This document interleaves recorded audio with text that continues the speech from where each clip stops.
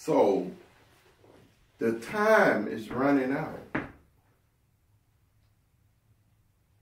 Jesus is coming back.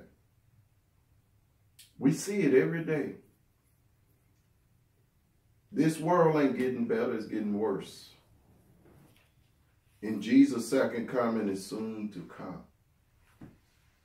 And we need God to guide us in his word so that we can understand and learn God's word. It says, I can show you the way. I can show you the way to Jesus. But you got to be willing to follow. Jesus is the way, the truth, and the light. No man cometh unto the Father but by him. So I'm going to show you some things. So we was in St. John chapter 14. We read verse 15. Then we was in St. John 16. And we read verse 10. And we also read St. John 15. We read 10 and 12. But what I'm letting you know is that if you are serious about going to heaven,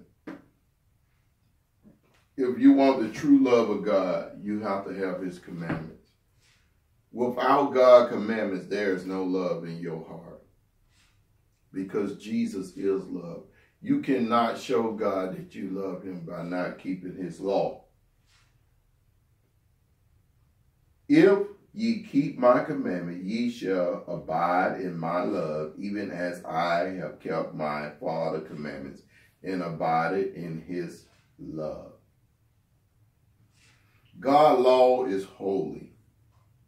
God's law is perfect. And without God's law, then we cannot please him. Now, I want to go to Revelation. We'll go to Revelation chapter 12, and I'm going to just deal with a little portion of that because I have some other things I want to show you today. Revelation chapter 12, dealing with verse 16 and 17. Revelation 12, 16 and 17. And it says, well, I just want to deal with 17.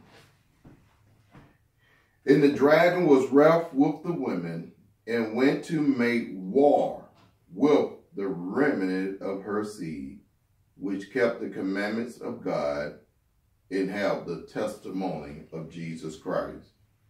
See, Satan knows if you got God's law, you got his holy self. If you got God's law, you're going to love your brother and your sister because you have God's law.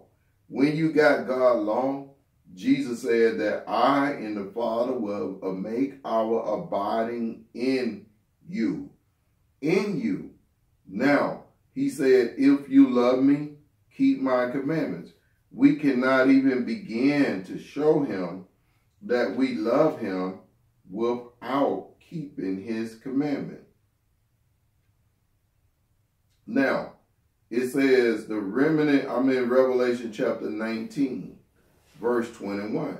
It says the remnant was slain with the sword of him that sat upon the horse, which sword proceeded out of his mouth, and all the fowls were filled with their flesh.